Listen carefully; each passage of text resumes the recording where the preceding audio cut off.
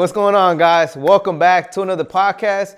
I finally decided what I'm gonna call this podcast going forward, where I bring different creators onto this location, where we just talk about their experiences, just talk about the creative journey in general. I'm gonna call it No Frame Left Behind podcast. Today, I got a creative that came from Philly. His name goes by Josamar.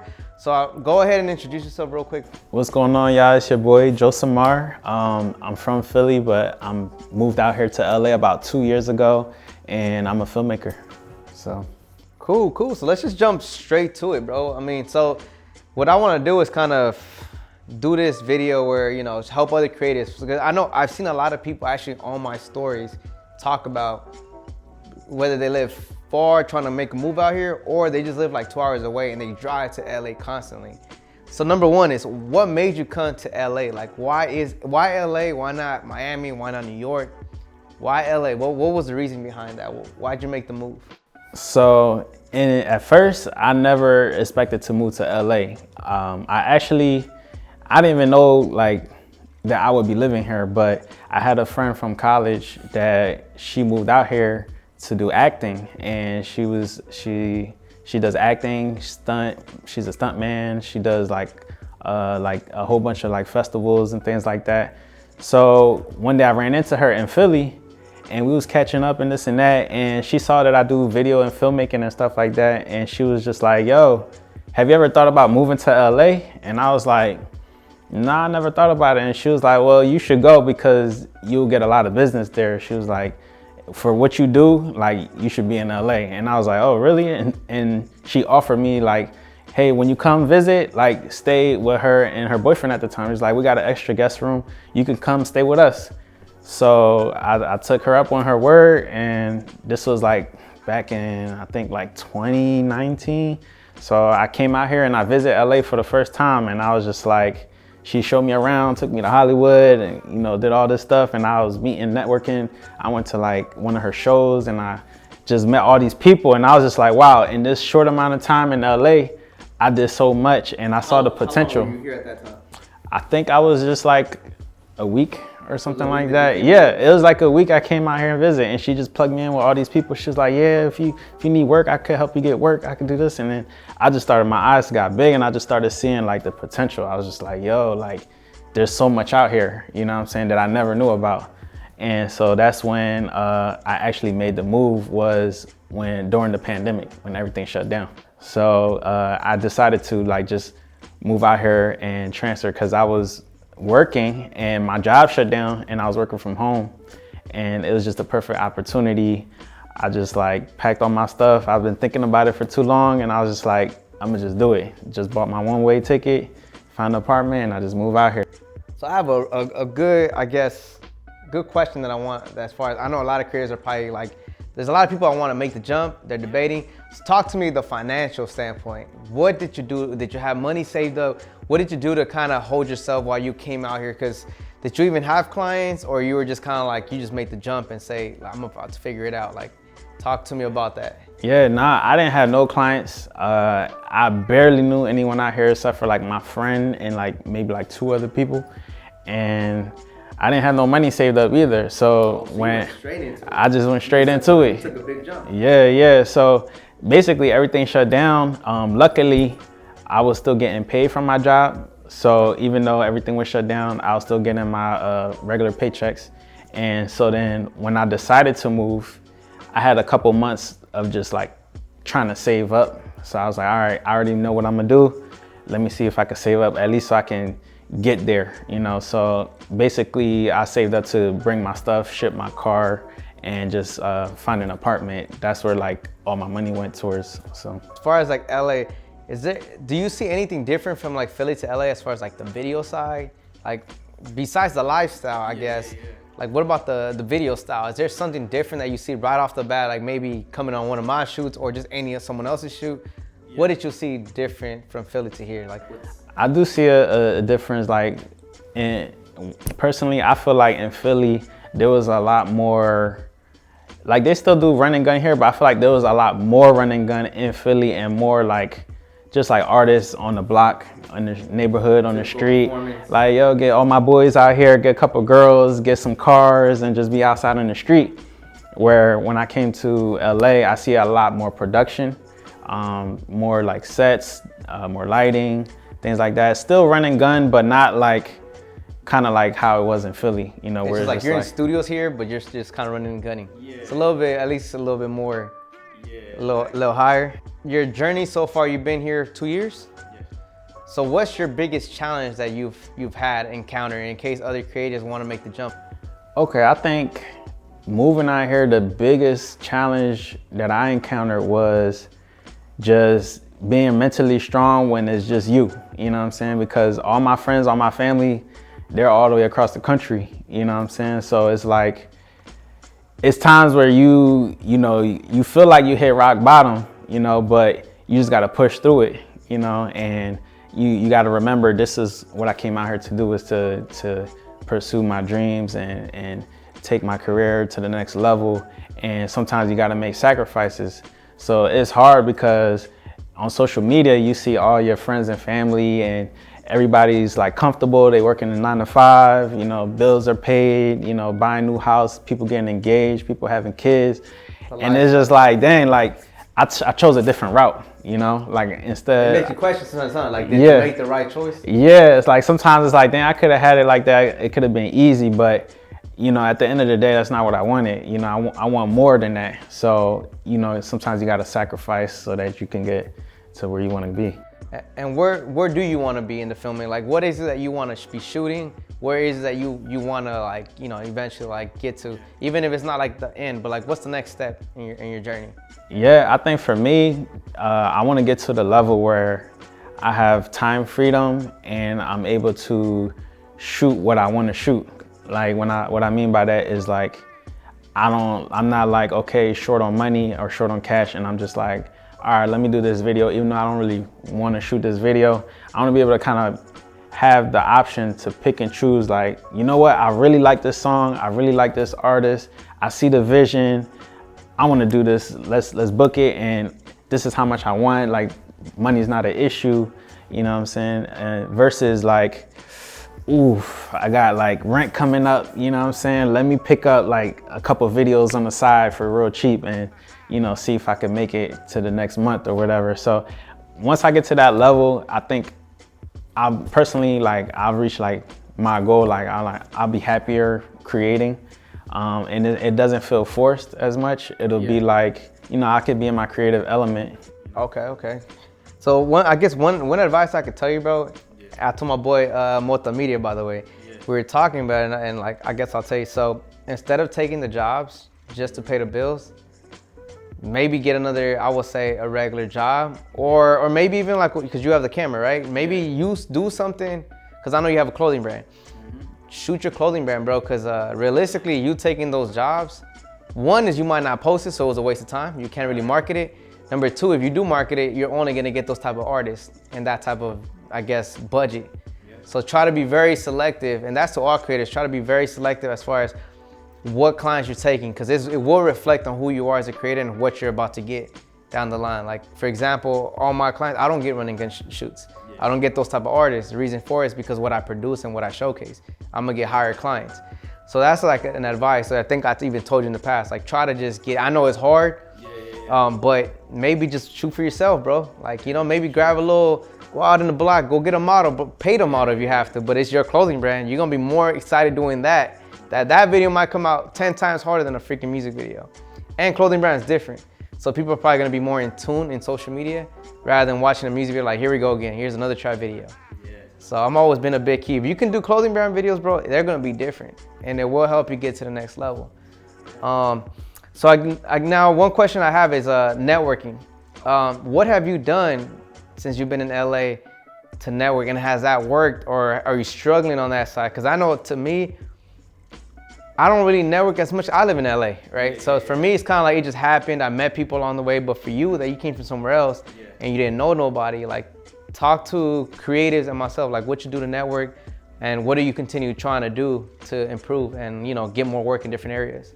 Yeah, so basically just putting yourself out there. Like, and I kind of learned this from you. Like, I wasn't really posting like my videos like that. So once I started posting my videos, you know, people started reaching out to me on social media. People start commenting, yo, this is fire, you know, this and that. And, you know, it's as simple as just reaching out. You know, I'll see an artist from LA. Hey, just so you know, I shoot music videos, this and that. If you want to work, if you want to collab, like, you know, just send a couple messages, DMs and things like that, and build relationships. You know, I knew you from YouTube, so I reached out to you when I saw you post something on your story about, you know, needing some help on set, and you know, I built that relationship with you. Now, yeah. You know, I met so many people through you, artists, and you know, people booking me for behind the scenes and all this stuff. So it's literally like it's like a tree, like you branching off and just networking with all these different people. But you know, you just start off by doing that one thing, like just reaching out or offering your services and what you do, and just going from there and just like branching out and networking with people, being genuine, like truly being genuine, a good person. That helped me get far, you know, instead of just, you know, wanting money or just like treating people bad. Like I just try to be a genuine person, you know what I'm saying? So I be myself, and people like working with me. They rather work with me than somebody who might be better than me, but you know, has an attitude all the time, doesn't like to work. That's big. I mean, I'm big on that. Yeah. So like when I brought you in on the first time, I was like, yo, this guy's chill. Yeah. And to me, I'm all about energy in the room. If you have a lack of energy or you're lazy or something, I kind of feed off that, and I'm like, dude, I don't want this dude in my shoot again. I need someone just, you know, be moving, be chill, be talkative, doesn't have an attitude, just be, you know, with the flow. So nah, that's big on that. One thing I want to stick on is the financial standpoint, right? So you've been here for 2 years now. So financially, like, how are you today? From the moment you came, you say you didn't have any savings, to where you're at now. As a creator, talk to me on that journey. Like, is it a struggle? Cause LA is expensive. Let's just call it what it is. LA is expensive. So let's talk on that, bro. Like, cause I feel like a lot of creators would like to know that, cause just like I say, yeah, LA's expensive, so is New York. I've been in New York. New York's a hell of an expensive spot. So is Hawaii. But let's stick on the LA part. What do you, like, you know, financially, how are you working that? I think that financially, I'm just now starting to like understand, you know, my money and the numbers, because I'm being more organized, and also I'm putting my money in the right places now, where before it was just like, you know, going out to eat in LA, hanging out with friends, you know, taking trips back home every month. And it was just like, it was a waste of time and money, you know? So you really gotta think and be smart about your money. And I think the biggest thing is like leveraging like how much your bills are and the cost of living to like how much you're making. So if you're not making a whole lot, you can't be trying to live like all lavish and fancy and things like that, because you're gonna find yourself in the hole. And I kind of fell in the hole like that like my first year. So right now I'm looking into just like, you know, getting a more affordable apartment. You know, my car is almost paid off. And now that I have more clients than I did my first year, I'm using all that money to just pay off debt, like credit cards, and just get back on my feet financially. And also like just being more organized. Like I have my LLC, and I'm incorporating like sending invoices and keeping track and seeing the numbers. Where before I was literally doing the shoot and I'm just like, all right, just cash at me. They cash at me, and then next thing you know, I don't know where the money went. It's like it goes to bills. I went out to eat and the money gone, and I'm like, oh shoot. So now I could kind of see how much I made for the month, and I could kind of budget and just pay everything I need to pay off first. But I recently just started, like after 2 years being here, I recently just started learning that. It took me a while, but I'm pretty sure if you're a beginner and things like that, listening to this, that'll help you save time and money if you just start doing that right away.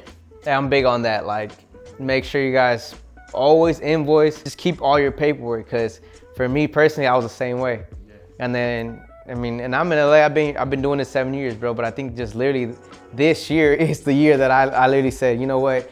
I gotta put everything together, because taxes ain't funny, bro. It ain't no joke. They gonna come at your ass. So you gotta be prepared and gotta be financially, like, you know, just more structured. So yeah, that's a good word for that, for creatives. You know, basically taxes ain't easy, and we're all creatives. So I think the hardest thing is trying to learn that system because we're creatives. We're not fucking business people. A lot of us get into it to create art. Right. And I told myself a lot of times, like, I didn't sign up for this shit. I didn't sign up for business and this and that, but it comes with it. If you're popping off and you're getting a lot of jobs, it's gonna come with it. That's just to be expected. It's just we didn't plan for that. We just thought of picking up a camera and shooting for fun. Yeah, and most of us don't come from that background. You know, we don't have parents or people that do business and things like that. So it's just like we just kind of figuring it out, you know, as we go. All right, bro. So we're gonna wrap it up. This is the last question that I have. This is again to help other creatives as well, but even from your perspective. So any advice that you have for other creatives before finishing up this podcast, like those that want to fly out or move out here, whatever, to LA, is there anything that they should know or be aware of to look out for that you would like to share? Yeah, I think what you should do is if you're planning to move to LA or out of your city and state to pursue like filmmaking or whatever creative journey, definitely just plan and prepare as best as you can and just be realistic. Like, it's not gonna be like, you know what I'm saying, like you're just gonna come here and everything's gonna blow up overnight and you're gonna be some success, like huge success. Like, you gotta be more realistic. Like, you're gonna go through a lot of hard times, you're gonna hit bumps on the road, but you just gotta keep going, have that drive, just never give up. Make sure you surround yourself with others that are successful and very positive and, you know, that want to see you win and want to help each other win and not just like use you or bring you down. Because you're gonna meet people in LA that they're gonna take advantage of you, they're gonna use you, they're gonna tell you what you want to hear, but, you know, not treat you good, or, you know what I'm saying, make promises that are false and all these other things. And just like, you just gotta be aware, like, just know like who's truly being genuine and, you know, just keep going, man, and make smart decisions. You know, don't start blowing money. Don't start like just financially, you know, take care of your finances, take care of your mental, and be creative and network and grow with other creatives. So that was really good, bro. You nailed it. And I guess the last thing, and you kind of talked real quick about it, was how people will do you wrong in LA. I can't tell you guys how many times I've seen people that'll go help somebody, and it might be 4 days back to back, and they never got paid from that person. So and again, it's because he's kind of big, so he kind of went with it. So I guess the last advice I can add on to that is make sure you guys get a deposit and have something down in case something was to go wrong, because his was all word of mouth. So maybe jump on a phone call and be like, hey, I'm gonna text you and I want you to confirm this is the pay and stuff like that. Anything to get you guys covered, because I hear that way too many times in LA where people get screwed over helping a director, helping someone else. That it shouldn't be like that. Like, I'm a big person as far as paying people.